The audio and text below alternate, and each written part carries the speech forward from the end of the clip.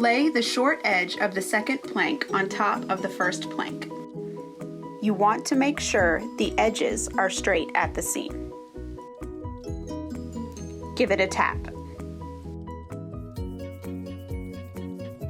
Your third plank should start the next row of planks. You can test the straightness of the first two by sliding the third up and down over the seam. If it is not straight, it will catch on the seam.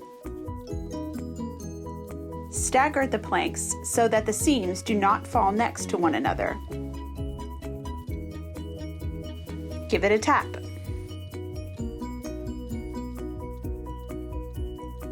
Slip the long edge into the groove, fold it down just a little, and slowly slide it into the short end.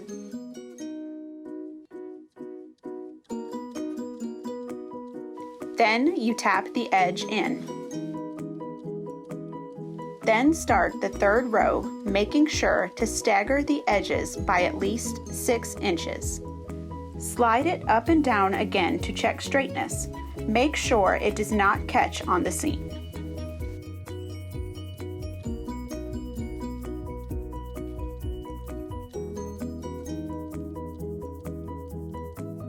Again, start away from the short end. Slide it up and down. Make sure it's a tight fit here. If there is no gap, it should lay flat. Then just tap it in.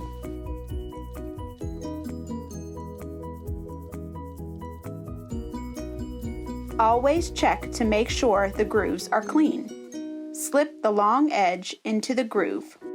Slide it up and down again to check straightness. Make sure it does not catch on the seam. Make sure it's a tight fit here. If there is no gap, it should lay flat. Then just tap it in. If the gap doesn't go away, you can use a tapping block to nudge it. Don't tap too hard, just enough to close the gaps. Again, start away from the short end. Slide it up and down. Make sure it's a tight fit here. Give it a tap.